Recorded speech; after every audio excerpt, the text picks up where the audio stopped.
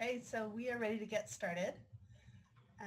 Today I've got myself, I'm Rebecca Peterson. I'm the College and Career Readiness ACT Specialist in the Assessment section. And we have Megan Lopez and Whitney Barlow. Megan is the Secondary Language Arts Assessment Specialist and Whitney is the Mathematics Assessment Specialist. Our topic today is talking about preparing students for the ACT using core instruction. Before we begin, each of you should have had a guided notes packet that was emailed to you. It was sent in both a PDF and a Word version so that you can access that either way, whichever way is more convenient for you. But that particular packet goes through and it has information from the slides so that you can follow along as you go. You can take notes. And then you don't have to just try and remember everything as you go. So we'll go ahead and get started. Also, if as you go, please feel free to enter chat messages. If you'd like to add in a comment, add discussion. We would love to have your comments, thoughts, ideas as we go along. So please feel free to chime in as we go, and that will be great. So with that, let's begin. Maybe. If it will let me move. Aha, there we go. So today, what we want to be able to do is describe what doesn't work in ACT prep. There's some interesting research that kind of dispels some of the myths about getting ready for the ACT. We want to talk about specifically the alignment between the ACT and Utah core standards and some instructional practices that can be used in English, math, and science that improve ACT outcomes. And this is based on research. It's based on information from ACT. So the information we're going to share with you is based on valid information instead of conjecture. We're going to start with a poll. So this is the part where you get to do the interactive section, and you can vote just by typing in your selection into the chat, and your answer options are going to be A, B, or C. So the question is, what kind of preparation makes the biggest difference in ACT scores? There's a lot of information out there about, oh, this helps, this will raise ACT scores, this program makes the biggest difference, join this group. So here are some of the options. So option A is student participation in an ACT prep program to remediate academic gaps. That's option A. Option B, practicing test questions and strategies during class time to ensure extra practice time, because you may have maybe students who don't practice at home. So by doing this during class time, you'll make sure that they get that extra practice.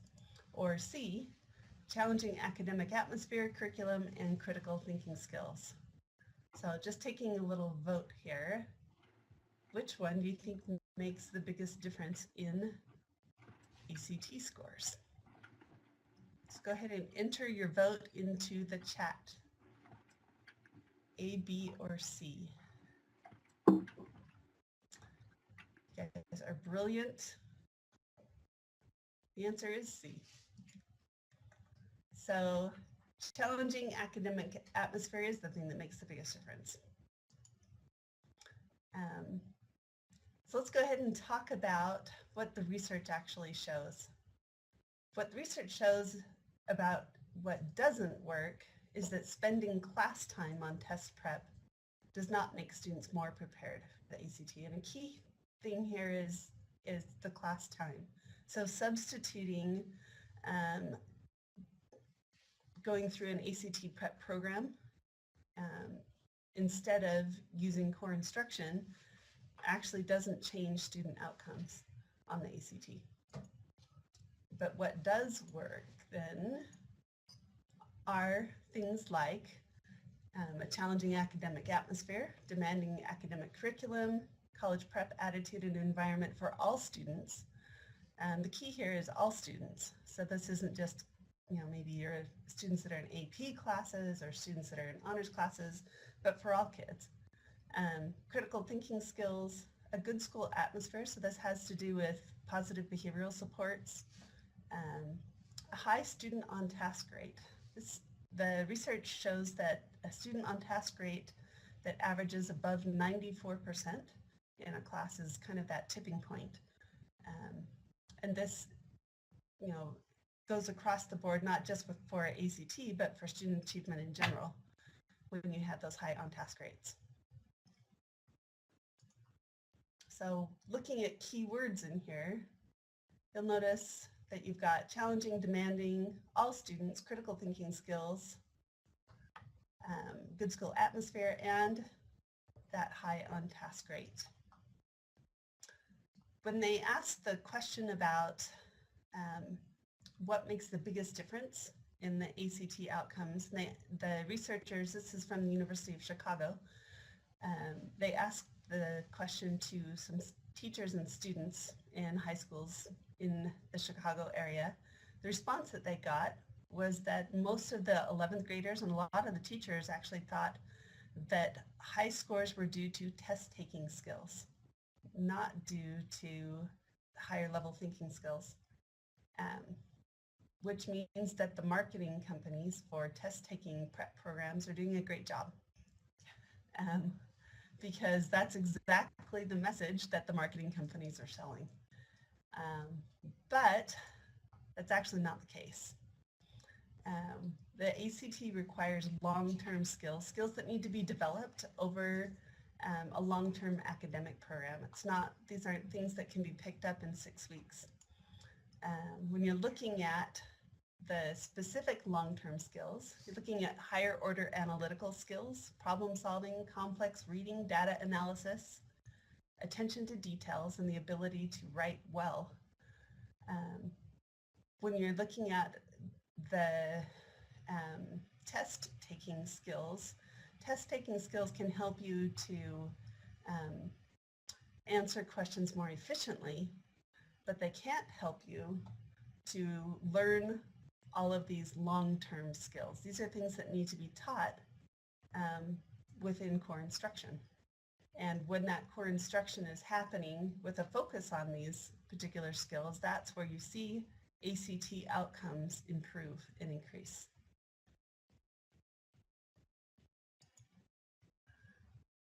So looking back at, well, where does this start? Is this something that you can just start in 11th grade? How about 10th grade? The answer is actually, this needs to start clear back in elementary school. So this is a long-term project. The focus really starts to ramp up by the time students get to about 9th grade and 10th grade. But really our focus in this preparation begins in elementary school. So some of the research about long-term preparation, and this may be some information that you're familiar with, but there are some studies that talk about how students that don't read proficiently by the end of 3rd grade are 4 times more likely to leave school without a high school diploma than proficient readers. So not all of this relates to high ACT scores. Sometimes students who leave high school still have the potential for high ACT scores. However, there's a very high correlation between students who leave high school without a diploma, who are not proficient readers, who don't have high achievement on the ACT. So, and this can be predicted with a high degree of certainty, looking at their 3rd grade reading scores. So it's not a determinant, though. I just want to put that out there. This isn't, it's a correlation, but it's something to think about. Another interesting study has to do with attendance. So we kind of lament attendance a lot as teachers. We realize, yeah, it's rough when our students don't attend. We need our kids there in order for them to learn. But there's research to back that up. And this is going clear back to kindergarten and first grade.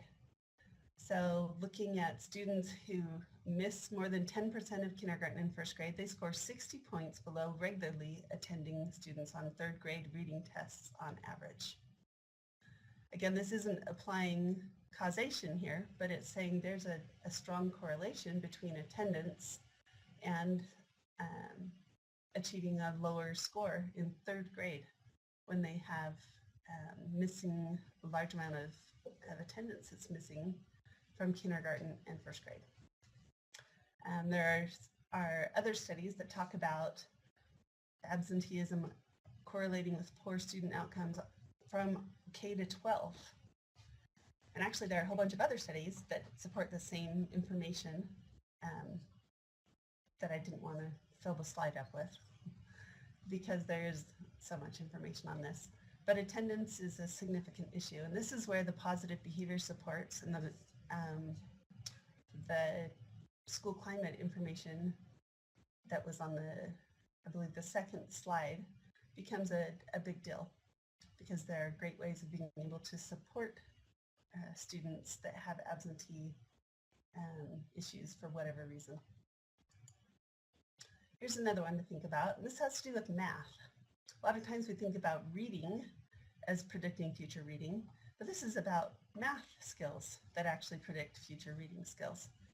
So in this research, they found that mastery of early math skills predicts not only future math achievement, but it also predicts future reading achievement. But interestingly enough, it doesn't just predict it, but it predicts it just as reliably as early literacy, and the mastery of vocabulary, letters, and phonetics predicts later reading success. So, looking at all of these things, it's kind of the whole academic package. So you've got attendance, you've got math, you've got literacy. So all of these things, positive behavior supports, they having these high expectations and a well-functioning system, those items predict success later on, which makes sense when you think about it. But it's not something you can start as an 11th grade student in an ACT prep program. These are things that need to be built over time. This research on here, there's a link in this PowerPoint that you'll be able to access when the PowerPoint is posted. But the address for this particular study is on this slide as well.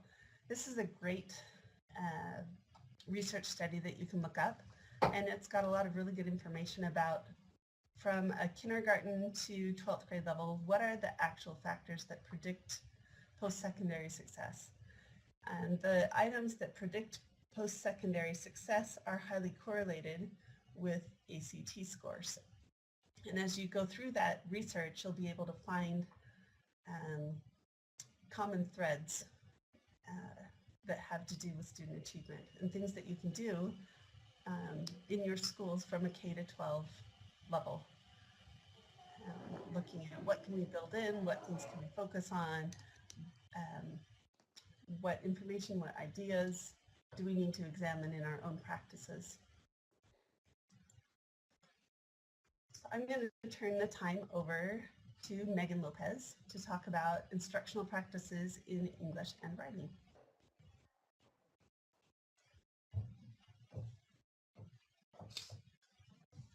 All right, good morning. This is Megan Lopez. I'm the Secondary Language Arts Assessment Specialist, and I'm just going to apologize right off the bat. I've been a little under the weather, so if I get a little off and loopy, I apologize. I'll try to do my best.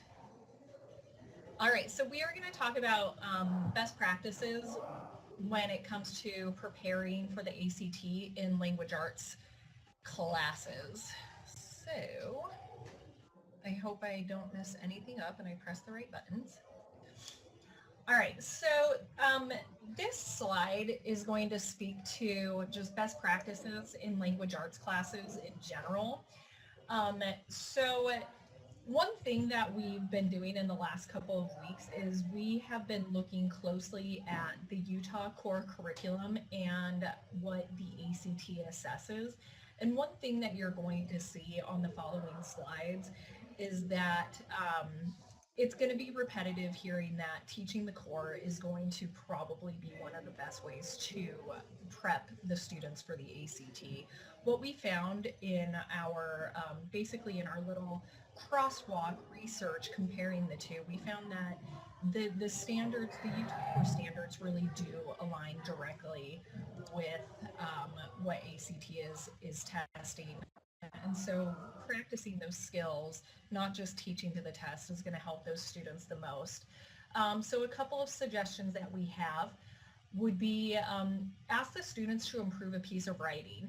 And this can be their own writing. It can be writing just a mentor text, an example text that you have found, or peer pieces. They can do peer editing. Part of the ACT is where they have to actually edit and improve others' writings. So this would be really, really helpful for that portion. Have students explain how writers use tools like symbolism and other portions of just the writing tools. That would be really helpful as well. Students should discuss how culture, time, or place affects an author's writing. So this is getting to the author's point of view and what might affect the point of view of the author. Get students to debate the meaning of their readings. Debate is big. So there's a lot of argumentation on the ACT. So getting them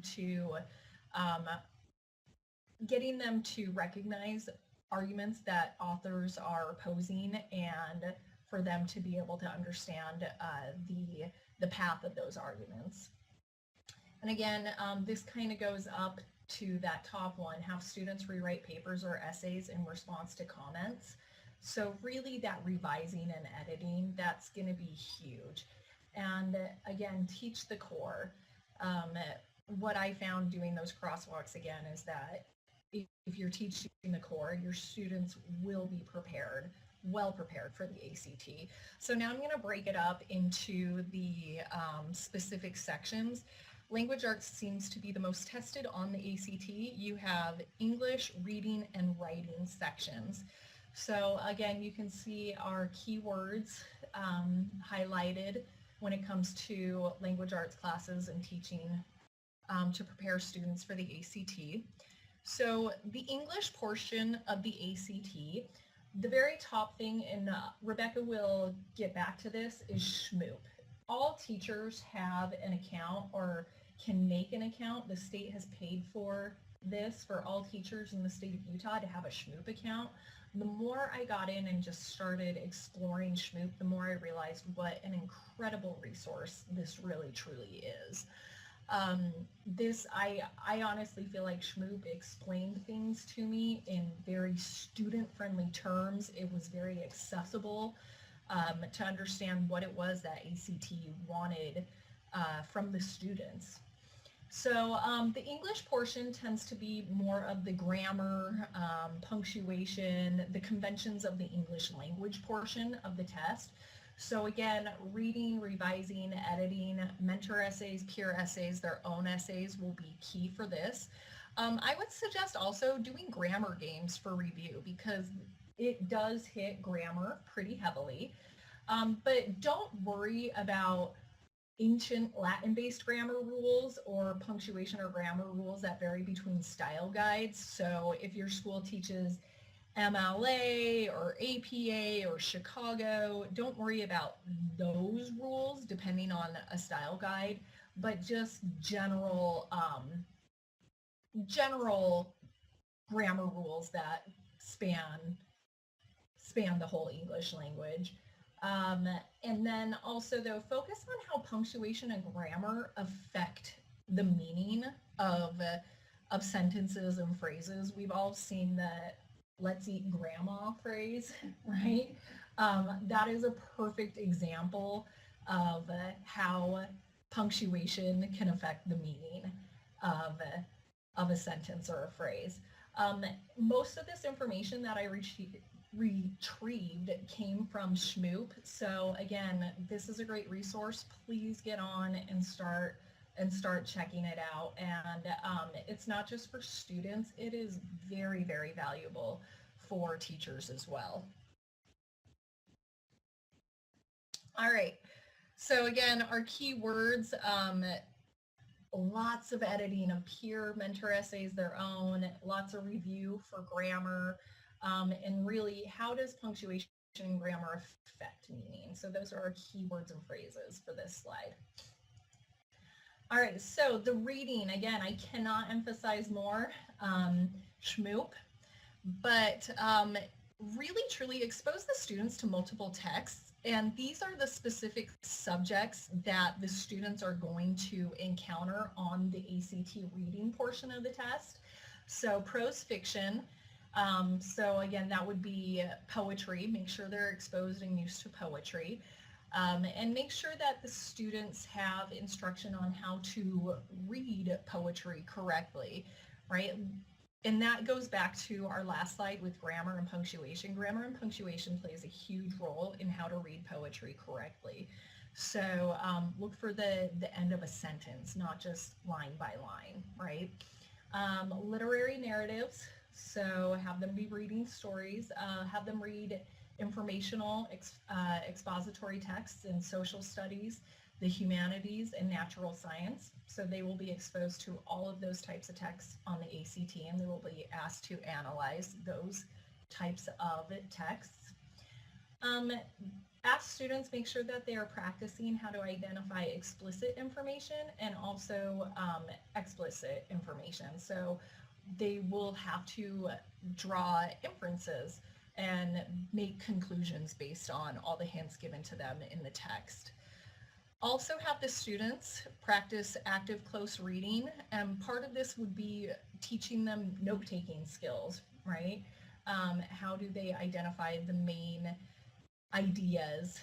Students quite often, when they're taking notes, they'll try to write everything down verbatim. That's not effective, right? So they should have guiding questions to help them know what is my focus? How do I determine what's important when I'm reading? So have them practice that and compare multiple texts, right? So comparing possibly informational texts in social studies to other informational texts in social studies, and how do the author's approaches differ. And again, most of this that I got was retrieved from Schmoop, and here are our keywords, really exposing them to multiple texts and having them identify very specific, concrete information in the text, and also being able to make inferences. All right, and it didn't, here we go, writing. And we already have a word highlighted. There you go, handwriting's gonna be important. We'll get there. So how to prepare for the writing portion. Again, Schmoop, that's big. Discussions and debates, that's going to be huge. Making sure that students are able to pick a side quickly and be able to support that side quickly. Make sure the students are getting lots of practice with writing for different purposes and for different audiences. So as much just time and practice writing. Analyze issues and identify authors' perspectives and purposes. So have them do literary analysis writing. Write with a time limit. Since the ACT does have a time limit, make sure that students really, really practice having that in mind, and make sure that they know how to organize their thoughts really quickly and concisely, that they can clearly convey their ideas within a very limited time. And so with that, when they are practicing in that timed writing situation, make sure that the students are practicing handwriting. The ACT does still have students and require students to do the essay portion handwritten. And for some of our students, that is a very foreign idea. So make sure that they are working on their penmanship and writing their essays. I would also encourage a lot of Utah Compose because students can get instantaneous feedback with Utah Compose. And Utah Compose, you can just use the prompts as a teacher on Utah Compose and have the students handwrite. They don't have to type their answers in Utah Compose if teachers want them to be handwriting them. Make sure that students are instructed on multiple text structures. One thing that ACT and SHMOOP, both of them very much made a point to say was that not all essays have to be 5-paragraph format. If based on the prompt, make sure that students are understanding what the prompt is and what the writing task is. Sometimes 3 paragraphs might be the correct structure for writing, sometimes 2, sometimes 4. So just make sure that students are practicing multiple text structures, and make sure also that students know how to use outlines.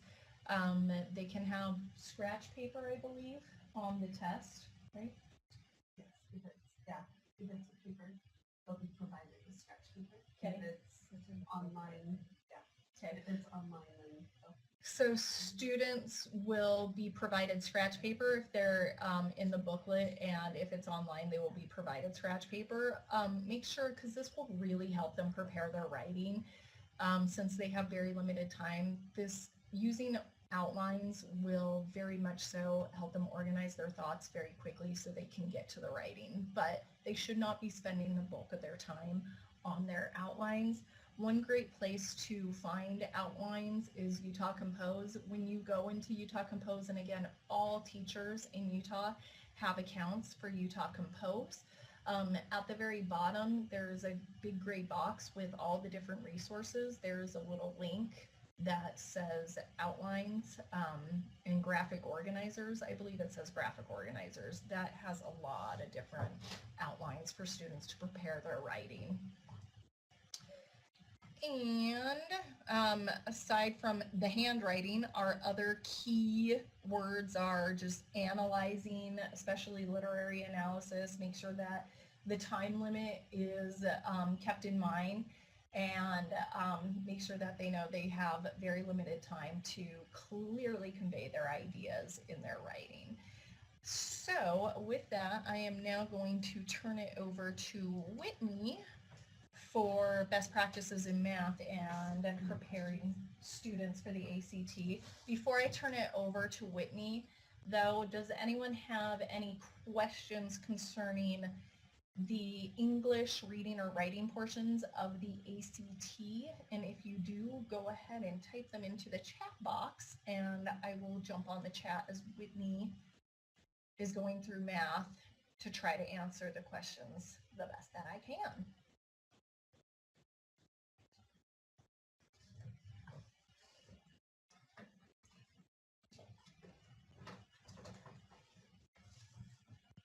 All right, good morning, everyone. My name is Whitney Barlow. I'm the Math Assessment Specialist. So kind of like Megan just did, I'm going to take you through some different ways that we can prepare our students best for being successful on the math portion of the ACT. And like Megan said, as I'm going along, if you have any questions pop up, go ahead and type them and I'll answer them as we're going along. So first thing is just how to prepare in the math classes to do it. And some of these things might be foreign to some teachers just because we're so used to just having the kids do their work on paper. But the more our students talk about math or can explain their math, the better they're going to understand it and internalize what the principles they're learning actually mean. So some of the strategies you can use is have students discuss different solutions to problems with each other. So how did you go about solving it? This is how I did it. Do they both work? Those types of things. And then have your students explain the process for finding solutions in different ways. So think alouds. Just get your kids start to think through the process, because the biggest holdup for a lot of students on the ACT is not the actual math, but it's the wording of the question. So if we can just get our students used to saying, okay, I've read this problem, these are the words I recognize, I know this word means this, they can start to analyze and break down those problems. That gets them to a point where they're like, okay, I know what I'm doing, I can actually solve this. And then graphing calculators are allowed on the ACT. And just as far as the ACT goes, have those students break out those calculators as soon as they can. Even if it's just for basic routine calculations, it's not worth getting it wrong because you did something wrong with your mental math. So use that tool that's being provided for you. So just looking at the keywords on this one, discuss the different ways, explain, and then use those graphing calculators or any tools that you've been provided with. So some different ways to prepare for the ACT math portion. Like Megan mentioned, Shmoop is a great resource and a great tool. It has videos that can go through different solving techniques, and they're actually entertaining videos. They're not dry. They are entertaining, so they're great resources. And then expose students to problems presented in a variety of ways. With this one, the more variety the students have as far as looking at graphs, reading story problems, explaining equations, or looking at tables, the more they're going to get used to seeing that, especially graphs. Graphs are huge on the ACT for both math and science. So getting our students to see a graph and really internalize what it means. What is the axis telling me? What are we counting by? What information am I actually getting from this? And then reminding students to show their work. It seems to happen anytime students transition from doing math on paper to doing math on the computer. They forget that the pen and pencil and paper actually do exist. So they still need to show their work, write down those problems. Just because it's a test and they're filling in bubbles doesn't mean work shouldn't be shown. They can write in those ACT booklets, encourage it, preach it, tell their students they need to do it. And then practice the different problem solving techniques. So we have this equation. Can I graph it to get the answer? Can I solve the equation to get the answer? Can I plug it into my calculator and look at the table to get the answer? There's so many different ways to solve a lot of these problems. And then some other ways to prepare for it is teaching the core. Like Megan, I went and did a crosswalk between the concepts that ACT tests and the Utah core. And for our students just to achieve our basic goal of a 22 on the math core, most of the concepts to score at a 22 are taught earlier than our students' junior year. So if we continue to just teach the core, we're only going to help our students score higher and do better on the math portion of the ACT. And then this is one that a lot of teachers might not think about, but Utah Compose has math prompts in it. And they are very good prompts as far as either solving a story problem and then writing your explanation for it, or even just explaining processes. So it gets our students to really internalize, this is the quadratic formula, this is how I would go about using it, or those types of things. So if your math teachers have not gone through it, or if you're a math teacher yourself and you haven't looked at Utah Compose and what's available in math, I highly encourage that. And then because the language of the ACT is so different than typical classroom conversation or classroom language in math, I would encourage embedding ACT practice problems, not just teaching the test, but just getting your students exposure to the types of questions that they will see on the ACT. So these can be done as bell work. If I'm going to be teaching a graphing lesson that day, I can find some review questions for an ACT test and put those up as my bell work for the kids. Or you can have spiral review problems on the end of assignments, or even just ACT practice problems on your assignments, and then your exit ticket. So what's on the right side of the screen, this is a practice drill quiz from Shmoop. As a teacher, I could just project this up in my room, have that be my bell work, and so many things are going to get accomplished by this. You can talk about each of the problems. You can go through test-taking strategies as far as eliminating answers. They're getting to see the exposure of the different types of questions that they can see. and all of that stuff. So make sure that you get the practice problems in there while you're still teaching your actual core and curriculum, because that's just going to help deepen your students' knowledge of the math concepts. And then I went through and I broke down by kind of subject area in math the key concepts that are important to know or make sure you do review just in your instruction with your students.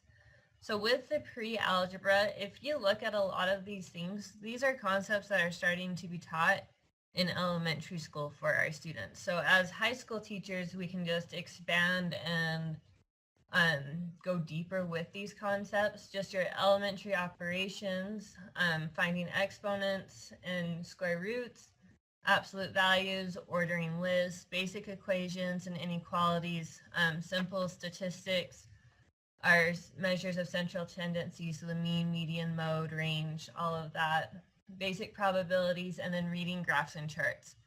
The more graphs and charts they see, the better. So whether it's just a coordinate plane type of graph, or it could be 4 different charts in probability, like stem and leaf plots or frequency tables, the more exposure they have to information in those ways, the better. Elementary algebra, starting to build our exponent operations, building expressions and functions from words and situations, and then being able to expand and condense polynomials, factoring, all of that type of stuff. And then in intermediate algebra, we want to simplify rational expressions, matrices, and complex numbers. And this is kind of an interesting point that to be aware of as a math teacher, or to point out to math teachers if you're a coach, is the matrices part. What's typically seen in the matrices is part of the honors curriculum for your teachers. So it is something that they could pull out and quickly show to other students just to get the exposure to that. And then systems and the quadratic formula. Oh, go back one. Just 1 second, I went too far. Okay, and then as far as geometry and trig goes, coordinate geometry, knowing how to graph points, slopes of a line, inequalities and linear equations, and then recognizing the graphs of parent functions. That's ideas that are started in secondary 1 and secondary 2 and finished in secondary 3. But if they know those basic parent functions, it gives them a big leg up on all sorts of graphs that they're going to be looking at. Then knowing the basic formulas, slope, midpoint, distance, and then the conics, that is a small part of what's tested on ACT. Plane geometry, knowing area, volume, side length, surface area formulas for basic shapes like triangles, rectangles, and circles. And actually knowing a lot of the different circle formulas and all the different things we can do with sectors and that type of stuff with circles. And then definitions and proof techniques, so being able to prove things in geometry. And then with trig, knowing the 6 trig functions, radian measure, how to convert from degree to radian measure, knowing the unit circle and the way that works, and then how to do the trig on the calculator, knowing the difference between your regular trig functions, your inverse trig functions, what those tell you, and those types of things. So that's just a brief overview of some of the things you're going to be seeing on the math part of the ACT and some ways to review it. And if you have any questions, I'll be watching the chat box and I can answer those there. And then Rebecca's going to come back and talk about science.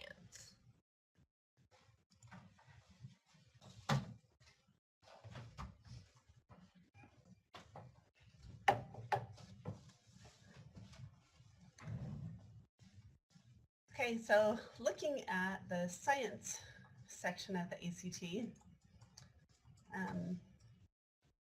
this was one of my things as a biology teacher. Oops, wrong way.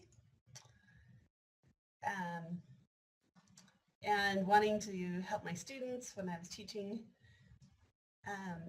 I realized pretty quickly that the ACT is not actually asking questions about cellular respiration. It's not asking about mitochondria. But what it is asking about are things that we call the intended learning outcomes, or the ILOs. These are the more the practices. These are the bigger ideas of science. So it's not asking students to balance equations in chemistry. It's not asking the more specific content questions. It's asking students to think scientifically, which in some ways can be difficult because we're used to teaching sometimes kind of regurgitatable science, which is unfortunate because that's not actually what science is. So in a way, this is great because it's really getting us to teach science in the way that the core is actually designed to be taught. So when we're looking at what the ACT is working on with science, and when I did a crosswalk between what ACT is evaluating in science and the core standards with science, surprise, surprise, what I found was that the things that align with the assessment are words like distinguish between inference and evidence, skip the actual content, then go down to and determine bias. So when you're looking at this, you could substitute physics, chemistry, biology, earth science, whatever content you want into the actual practices that they're having you use. So this happened to be a biology standard. Looking at another example, this is an earth science standard.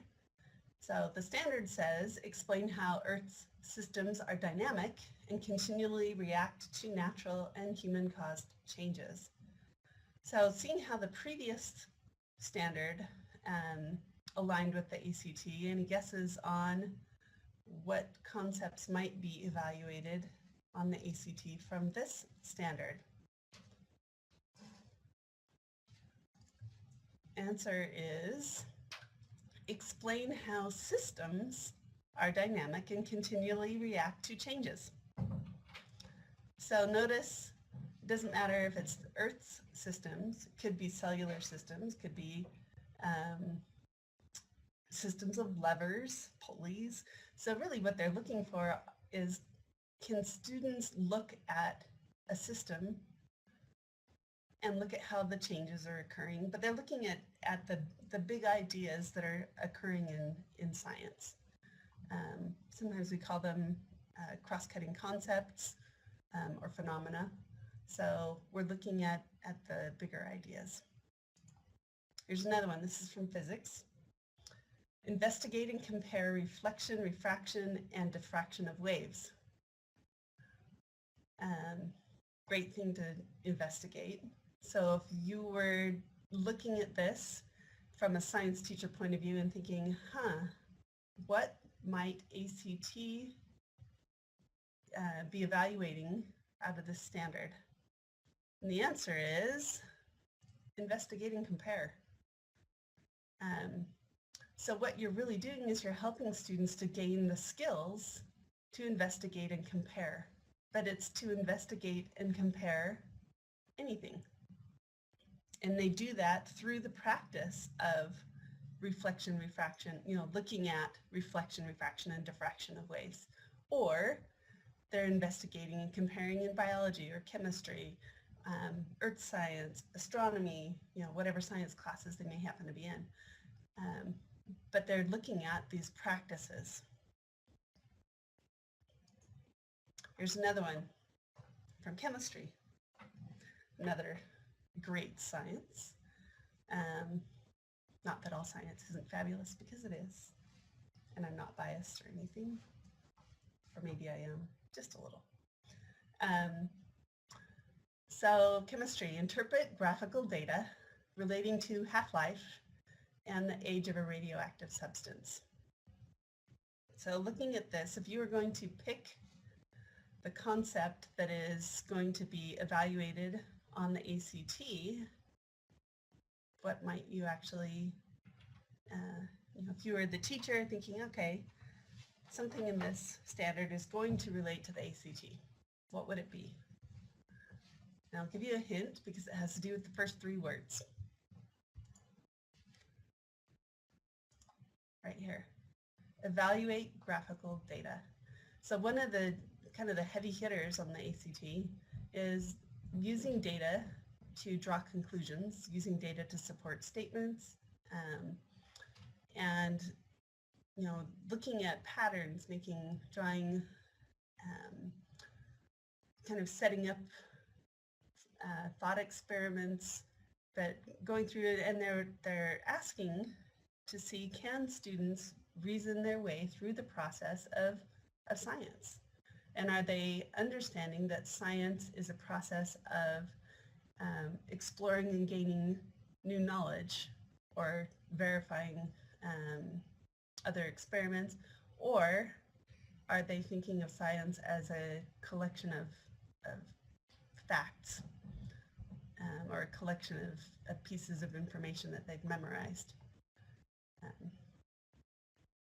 And just as a side, science is a collection of facts is a misnomer as itself, because in science, a fact actually doesn't even really fit in science. It's all about evidence. So looking at here are some of the key phrases that go along with the standards and objectives. And in doing these crosswalks with the different areas of science, so in chemistry, physics, biology, earth science, and physics, these are the phrases that show up over and over again when you're crossing it with what is evaluated on the ACT. So using observations to draw conclusions, identifying and examining evidence, and this is in any subject area, describing evidence, designing and testing a model, planning and conducting an experiment, investigating possible effects, interpreting observations and data, using data to draw valid conclusions, and classifying items. So looking through all of this and thinking, okay, how can I use this in my class? How can I use this to be able to teach and work on practicing these things? And really a key is to teach in a way that allows students to be able to do these things. So make sure that instruction is happening with the opportunities for students to think in these higher level ways. So biology is not about memorizing the parts of a cell. Biology is using observations to draw conclusions about the parts of a cell. It is about identifying and examining evidence about photosynthesis. It's not about memorizing the formula for photosynthesis. So looking at these skills, these are really critical for students to be able to actually understand what science is and how to use it. Incidentally, all of this crosses really nicely with math and English as well. So when you're looking at all these things and you think about what do we have in common here, all of these are action words or skills. And they can be applied really to any subject. So you can apply these in social studies, in history. You can look at if you want to just take it into art, into CTE, into other classes. There are opportunities for students to build these skills on a broadly cross-curricular basis. So to summarize what the science crosswalk showed, the big ideas that crossed the content areas, these are the ones that are most likely to be assessed. So you'll see when you look at science content questions that they'll put a lot of really specific detailed information in the question itself. So there may be questions about a particular enzyme that's doing some intricate, they're describing it in a really intricate way, but that's not actually what the question's about. The question is about the data table that just happens to be about that enzyme. They could have substituted, some other thing. They could have substituted a particle in there instead of an enzyme. So the question isn't that the student needs to understand the function of whatever the enzyme is.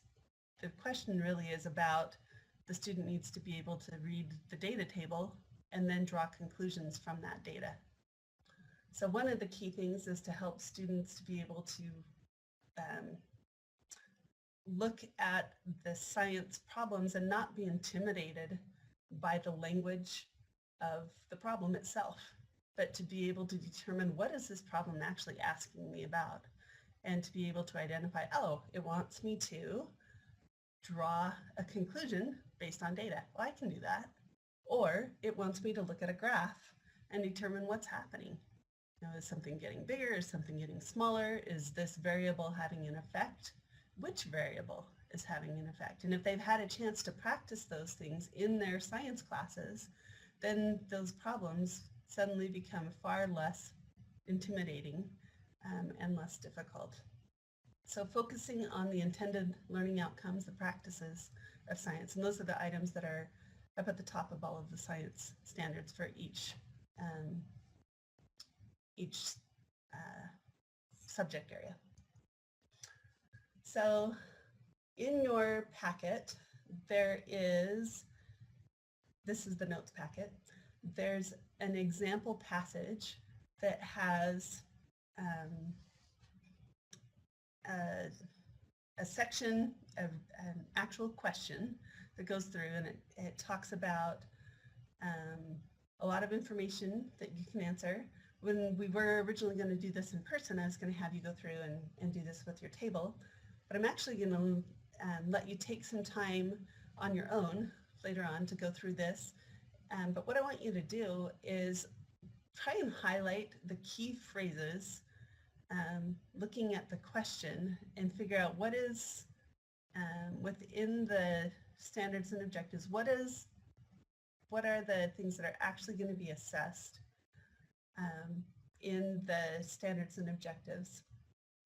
And then looking at the example question and the example answer in there, and the think aloud's the way to actually work your way through that information. So we're going to actually move on from that table time activity and talk a little bit more about how to use this information in classes. So some key things here. Students should use evidence and data to support their arguments or hypotheses.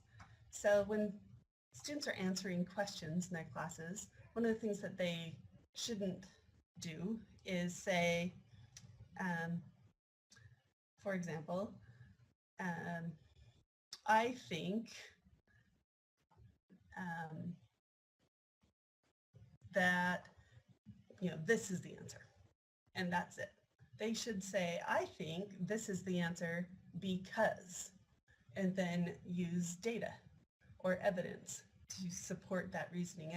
And ideally, that data or evidence should be because of something that they did. So for example, if they did a lab or an experiment and they are stating their conclusion, so they say, my hypothesis was supported, if they just stop there, so if they say, my hypothesis was supported because the plant did not grow like I thought it would, or whatever they might say.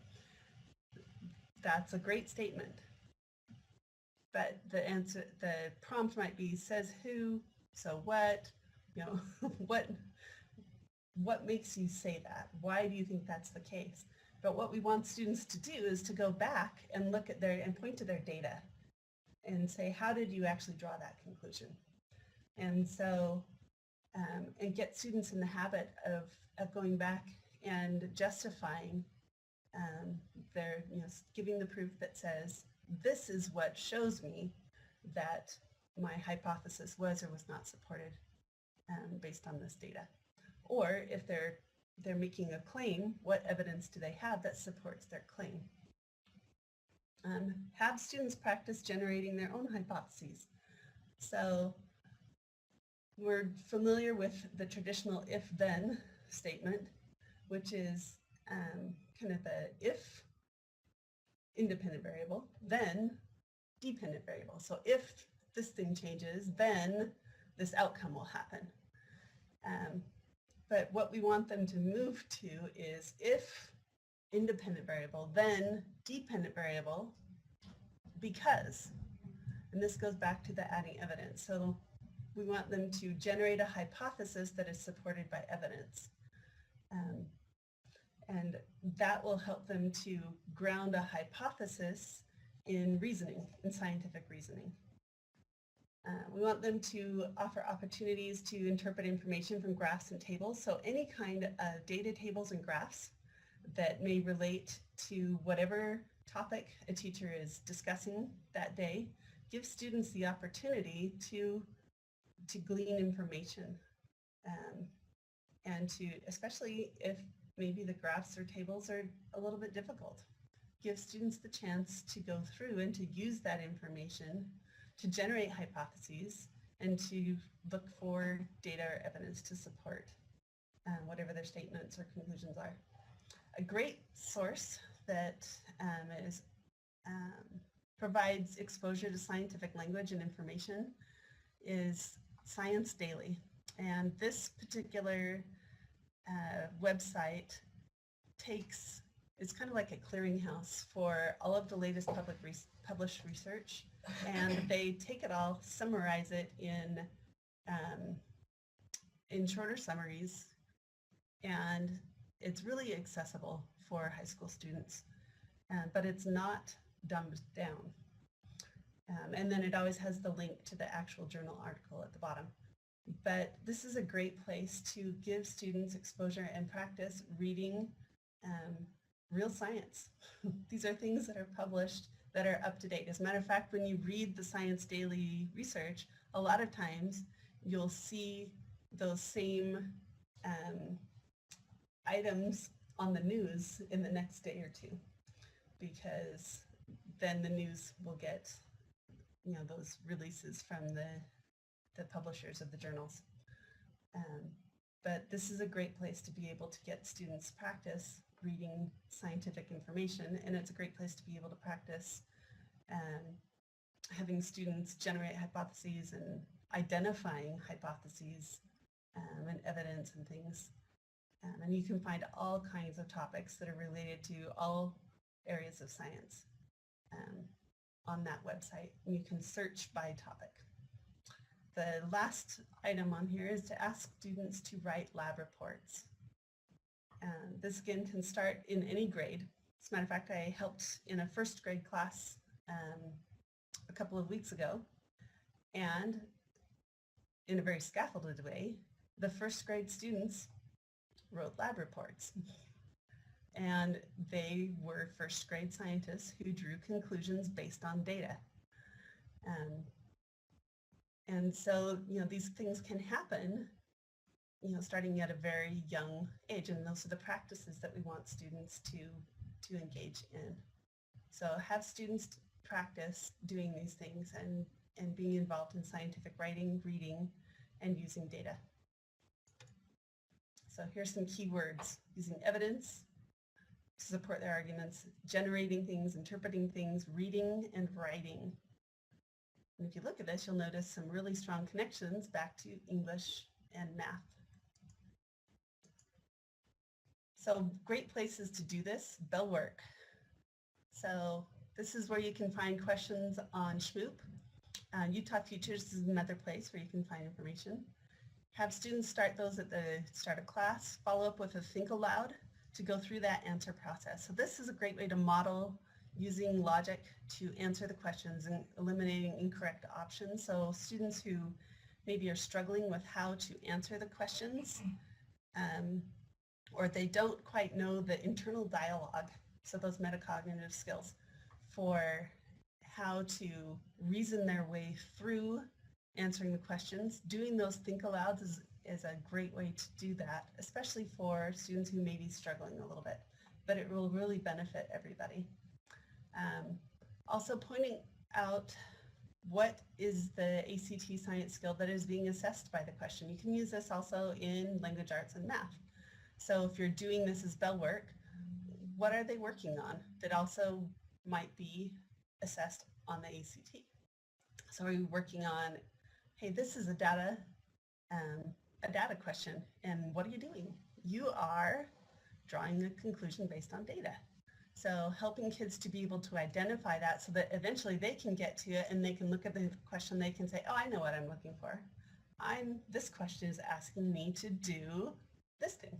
And we want students to be able to get to the point where they can identify that. Other things you can do during instruction is you can pick a focus area and have students highlight how they're applying the skill. So for example, maybe during part of a lab, we're going to focus on using data to draw conclusions.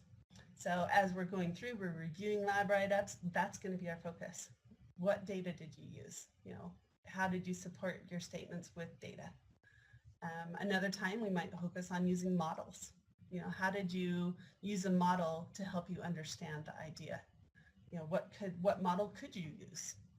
Things like that. So those are ways that you can incorporate those big skills into the instruction that you're doing every day.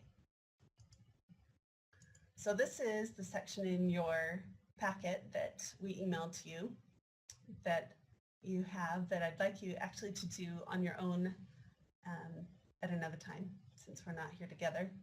But there's a practice question, and this is the chance to really go through this process, to read the question and find the answer. But then on the packet, there is the think aloud. So this would be the part where after, if you put the question up for bell work, have the students, you know, work on it for the first 5 minutes of class while everybody's, you know, kind of percolating in, sitting down, getting going.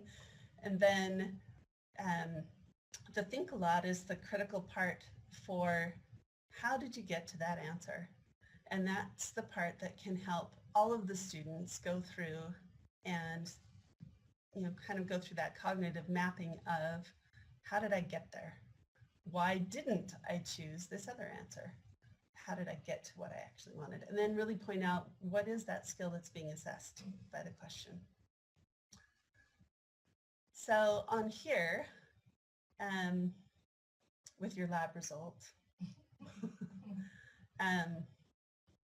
which is another thing that I think is common to all teachers in some form or another, is that we really like nerdy jokes about our subject areas. I don't know, do you guys have the same collection of, yeah, both Whitney and Megan have their own collections too of nerdy jokes about their subject areas. Yeah, so when you're thinking about this information and thinking about what can your teachers use, or if you are a teacher, how could you use this information to build ACT-related skills in your school? I want you to take just a second to think about what could you do? How could this be incorporated? And are these things already in place? As I think back into when I was teaching, some of the things that would have been really useful to me would have been to be able to really consciously plan out in my scope and sequence, when am I going to focus on the skills consciously that are being evaluated on the ACT?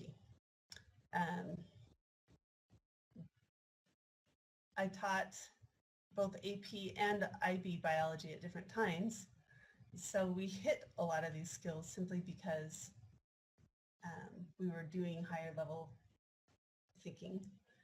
And then I also taught general bio, and you know, these things were kind of embedded in the work that we did because we did a lot of lab work, and I was a very mean teacher that made my students use a lot of data.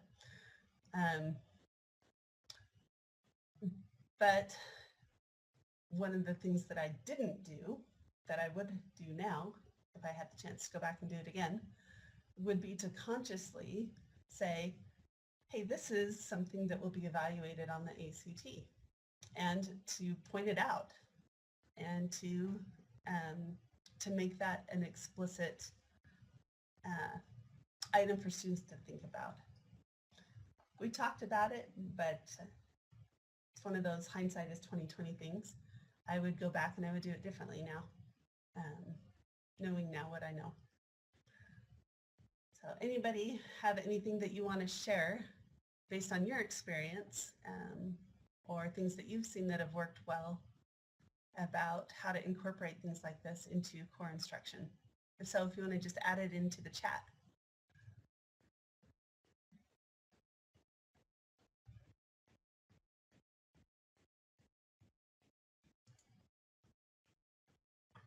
And we'll talk a little bit about cross-curricular practices. So talking about metacognitive skills. So metacognition is thinking about thinking. Self-evaluation is one of the key parts of metacognition. And this is something that students actually have to learn. And as adults, sometimes we still have to learn this. But the ability to think about, what do I need to do next? Have I accomplished what I needed to accomplish? And how do I know if I'm there? So working on modeling those things, that's where those think alouds really come to play, so that students can hear that and they can know what those thought processes sound like. Things that you can help students do, and this is where some of that test prep is useful. So you built the knowledge through your core instruction, but if students don't have that knowledge, the deeper thinking skills, then the test prep really isn't going to help a whole lot. That being said, students do need to know how to answer the questions, and there are some things that they need to know how to do. So things that they need to know how to read the questions carefully and determine what the question is asking. They need to be able to practice pacing. Everything on the ACT is timed. One of the challenges is pacing themselves to answer the questions that they are most likely to get correct first. So instead of using all their time on questions that they're unlikely to get correct, helping them to understand you need to go through, get the things done that you can answer the most easily, get those questions done first, and then go back and try to answer the more difficult questions by eliminating incorrect answers, comparing the answer choices that are left, and then making your best guess. From there, if you're running out of time, then just straight line it down so that you answer all of the questions, because you don't get punished on the ACT for incorrect answers. You only get scored for marking correct answers. So they have nothing to lose by just filling in remaining answers if they're going to run out of time. That should never be a first option, but as a last option, that's a good way to go. That's also something that you can practice with students if you choose to score the tests in the same way that the ACT is scored, which would mean that you would have to not use the traditional scoring of a percentage score if you decided to score a test that way, where you only scored students based on correct answers. That would be like a rubric-based evaluation, so that they could practice that way. That way there's no disincentive for students not to answer every question. So here's some keywords on those items. You can find out more information about the structure of the ACT and about how the ACT itself is scored, and about the way they actually set up the evaluation. So this is the technical information about how the items are generated, and kind of the scientific process that goes into establishing the test bank that they use. And this is in their technical manual and the technical manual supplement. And I actually find that the technical manual supplement is a little bit more helpful than the technical manual. That's my own opinion. You might love the technical manual, but this is the link where you can go find that information. So on this page, here are some links for evidence-based practices that you can use in classes. These are great resources for looking at instructional practices that work. So when you're looking at how do we actually build these high quality, high expectation environments and instructional practices to be able to do these things, you can find great information on What Works Clearinghouse, Ideas That Work, the IRIS modules that are on the Vanderbilt website, Promising Practices, and then Visible Learning from Hattie has a summary of a ton of different items that he's researched and has a summary of the effect sizes of different instructional practices and other things that affect educational outcomes. And the key thing to remember is if you're going to be spending your time doing something, spend it doing the things that make the biggest difference. So use the instructional practices that are most likely to impact student outcomes. And I had some slides in here that had some instructions to get into Schmoop. And I wonder if this pulled up my wrong slide. So I think it did. I might have to go hunt for it. But what we wanted you guys to do, if you don't already have a Schmoop account, we wanted to actually step you through setting one up.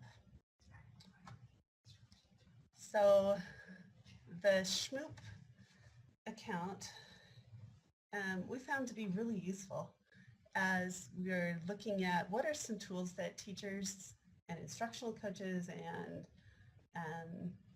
curriculum directors and anybody else who wanted to be able to identify things that teachers could use to help students practice within their classes, so embedded into their instruction.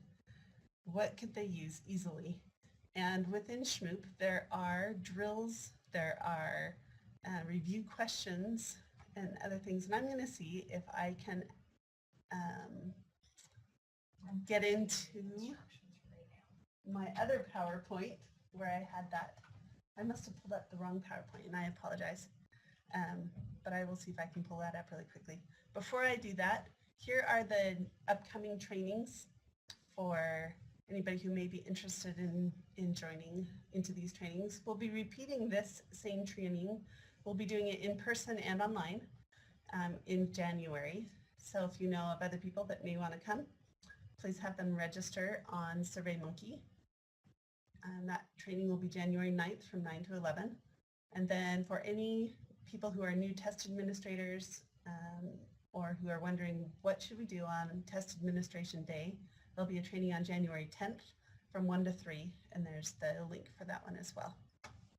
And with that, I am going to go see if I can find really quickly my other slide. In the chat menu right now, Megan has posted the instructions for logging into Schmoop and creating an account. So what we'd like you to do is log in, and actually I may just log into my account instead of pull up. I think I'll just do that since I'm going to share my screen. And I can step you through some of the things that are in there so that you can see them. But what we'd like you to do, if you haven't created an account, is to create one. So the instructions are in the chat menu over here. So go to schools.schmoop.com. And then in the purple box, you'll enter the teacher magic word, which is Canyonlands. And then choose your school and click create a teacher account. And that's where you'll enter your user information and then click create account.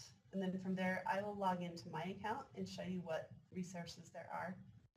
And then I'll have Megan and Whitney show you what things they found that were really useful as well.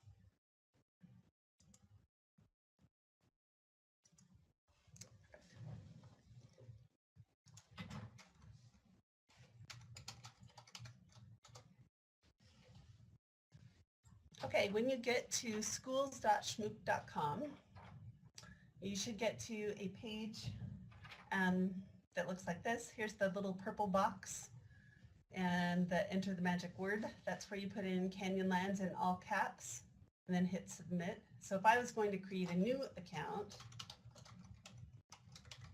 I would type in Canyonlands in this purple box, hit submit. I'm going to say no because I already have an account. But that's where you would put it. It will pull up a list that would say, and it will give you an alphabetical list of all the different schools that you can choose.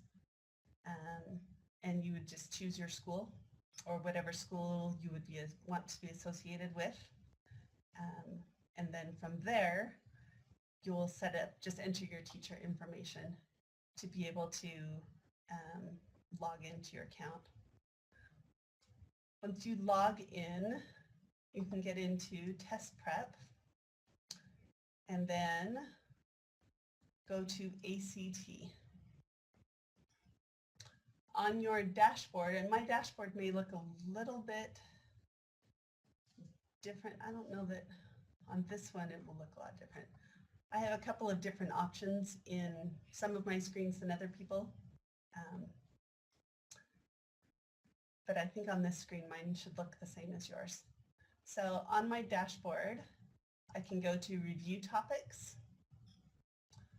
And within my review topics, I've got English, math, reading, science, and writing.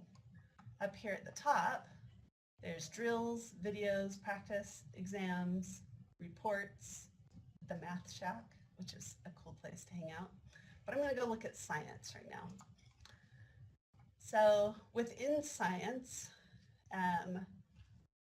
I actually pulled the example problem that I put on your notes from the data representation passages in the required skills section. If you go over to the conflicting viewpoints passages, you'll find different things that you can find that are useful items that students can practice. So looking at what do I want my students to be able to focus on? Maybe this week I am going to focus on, for their bell work, maybe the topic is, we're looking at biomedical engineering. And one of the items in the standards is talking about is having students pick a side and then support their side with evidence on the ethics involved. So I could use this item about conflicting viewpoints as bell work and have students practice these critical reading things with conflicting viewpoints, because this relates directly back to that particular standard in biology. So here are things that students can do. They've got videos that are funny, and there are common mistakes that students can go through. And this is a great way to go through the think alouds of, well, what would be a problem that you could go through?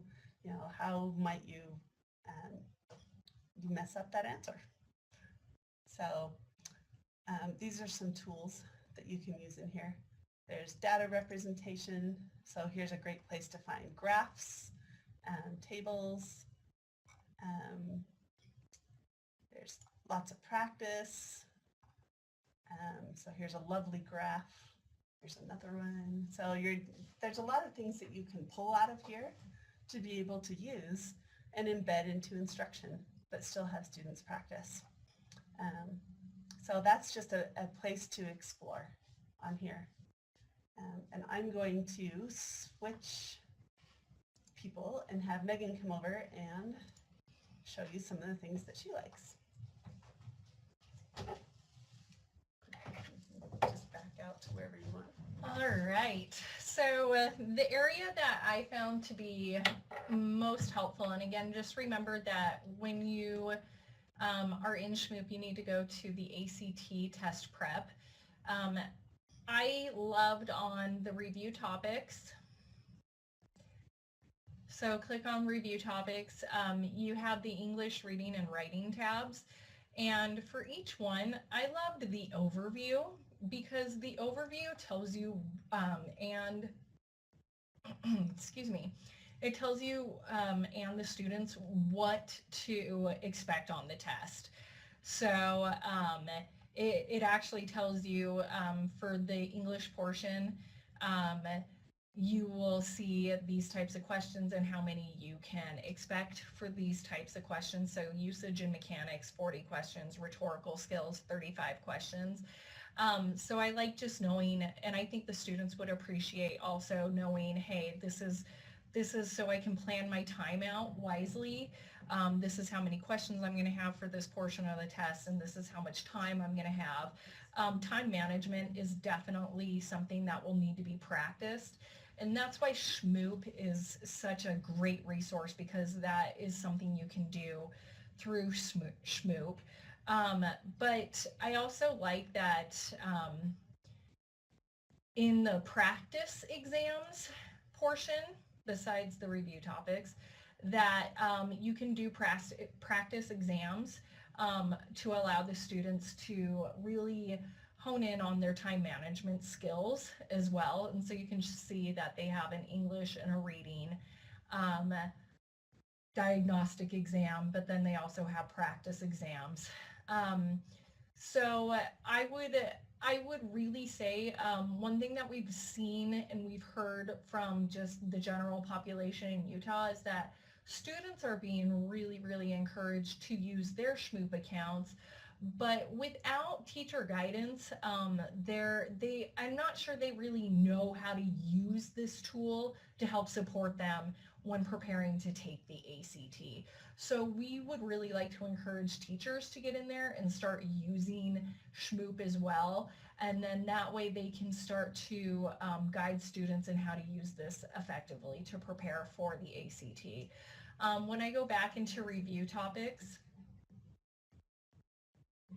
if I want to click on reading, again, it gives me the different reading genres that the students will be exposed to in the reading portion of the ACT. But if you go in here, you can also get, and this is one thing that you heard Rebecca and Whitney say a lot, was that use this, don't teach to the test, but use it to teach the skills that they will need in order to be successful on the ACT, but use it as bell work, and also make sure you're using it for exit strategies.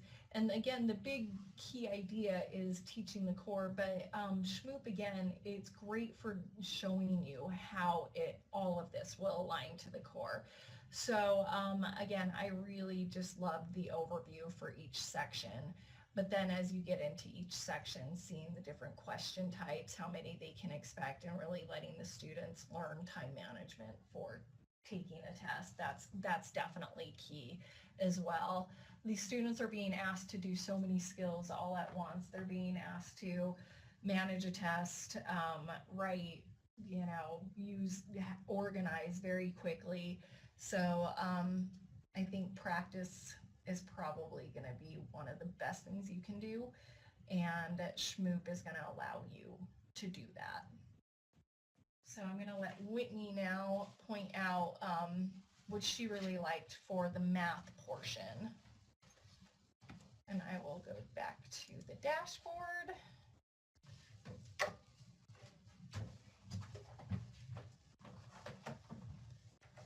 So a lot of the things that I found that I really liked for math were similar to what Megan just pointed out. So I went to the review topics first, clicked on the math tab. So in the math test overview, that's where I started when I was kind of going through here. It goes through just kind of what to expect on the math, some tips on it. it goes through that different times that you can take on the test. It's a 60 question multiple choice test and you have 60 minutes. So they basically say a minute per problem. If you're spending longer than that, move on, get done with the problems that you know how to do, and then you can return back to the other ones if you have time. So that's, if we look at that, a minute per problem, that's why we encourage the use of calculators when applicable, that type of things. And then it goes through and breaks down that 40% of the exam questions are going to be pre-algebra, elementary algebra, 30% intermediate algebra and coordinate geometry, and then plane geometry and trig are the last 30%. So the students know exactly how many of each type of questions they're going to see on the exam. And then it kind of goes through and breaks everything down. And then for each topic, these are the ones, the big topics that I broke down and what they're going to see in there. But it goes through, if you look on the side right here, all of those different things that fall under the umbrella of pre-algebra, what it's going to look like on the test, what you need to know to be able to do those different things. So this is just a great resource to just have basically a play-by-play of what the math piece of the ACT looks like. And then in the drills, this is the one that I liked.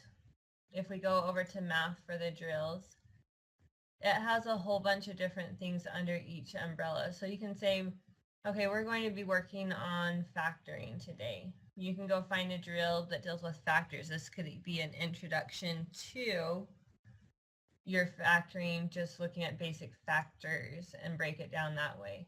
And you can just project that up in your classroom for your students to see, or you could assign these for your students, say, well, I want to go back and try these, let me know what your score is.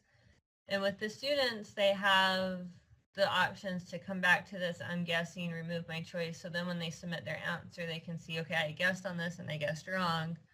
I've eliminated an answer, and they can go back and try it again. So they have those drills all the way through for each of the main subjects. That's something I really liked. And then also the videos is a great place. So if you look in the ACT Math, there's 164 videos. These are short videos. Like I said, they're pretty entertaining, but it's just a short explanation. The only downfall to these is they don't have a title with them. They have the umbrella with it, but not the actual title of what it is. So you could just open a video and play it. There's going to be some valuable information in here, but it would take some time exploring on here to know which video is explaining exactly what concept. And then, like Megan said, the practice exams, once you're getting closer to the test, taking the time to go through those practice exams and really looking at where your students' weaknesses are, where their strengths are, and it kind of lets them dial in where studying needs to happen as they do get closer to the exam. But those are just some of the highlights I liked for the math piece here on Schmoop.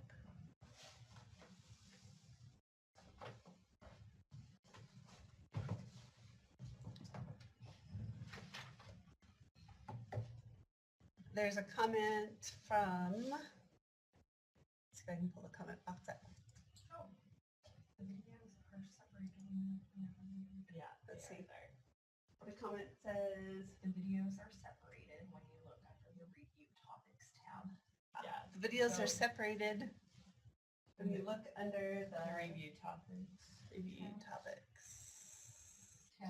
When you go into each subject, they are separated. Oh. There, just not in the video tab. Yeah. Oh, and then you can look up videos. Thank you, Amber. Yes.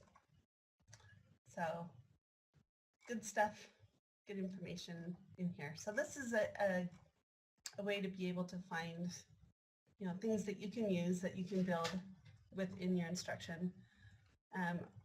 Really, when we're looking at all of this information, and when we were talking about it and looking through and doing those in-depth crosswalks between the core standards and the items that are evaluated on ACT, what we found out was that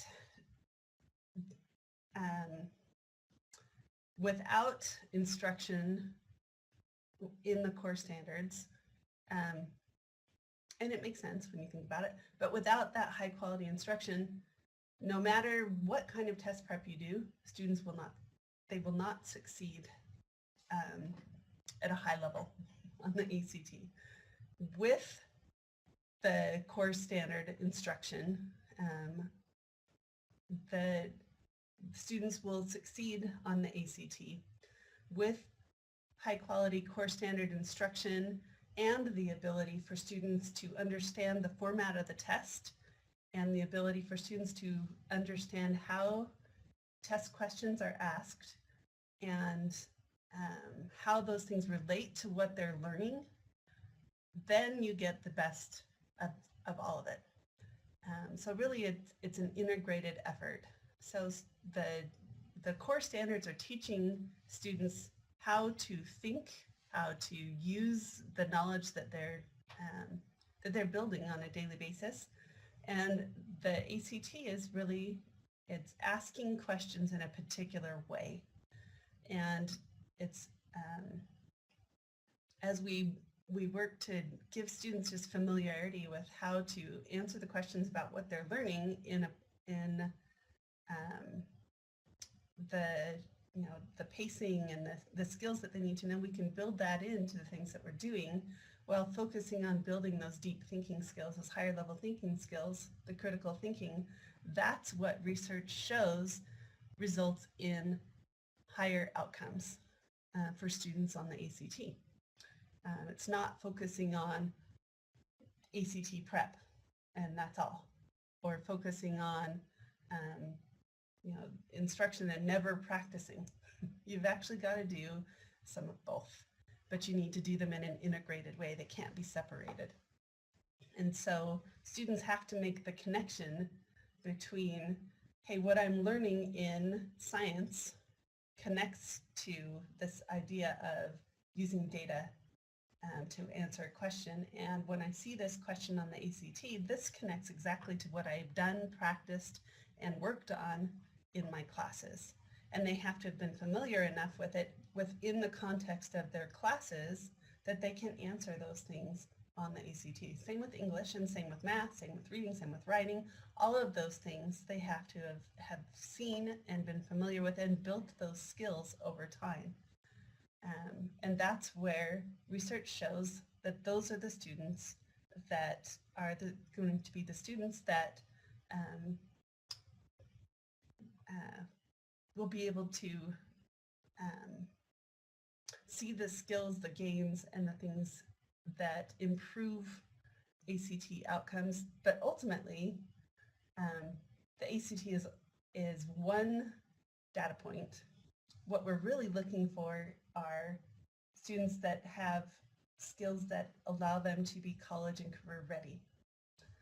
And when you're looking at what are the items that build college and career readiness, it's the critical thinking, it's executive functioning, it's the chance to be able to communicate well, to write well. So ultimately, that's what we're going for. And these are the things that help students to be able to develop those skills.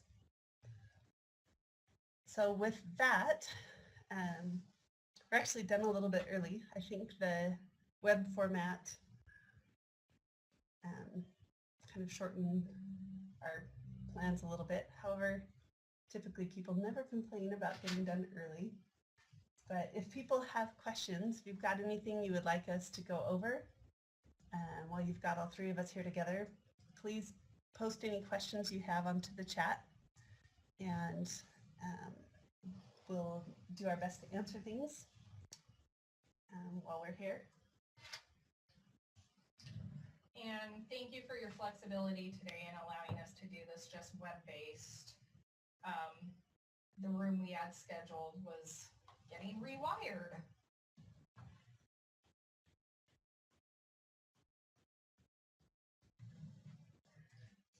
Okay, thank you so much for your time, for coming and joining us today. Please feel free to share this information, and please do share this information with anybody you feel is in a position to use it, to share it, and to help teachers be able to engage this stuff and to use it in their own practices. So if you know other people who would benefit or might find this information useful, please have them join us in January. Feel free to share the invitation for the January 9th training. But again, we will post this as well. So again, thank you for joining us today. And if you have any questions, feel free to reach out to myself, Rebecca Peterson, or to Megan Lopez, or to Whitney Barlow. You can reach us by email.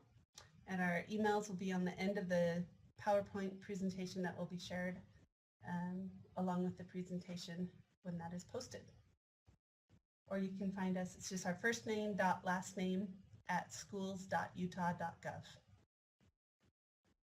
Thank you. Thanks. Thank you and have a wonderful Tuesday. Have a great day, everyone.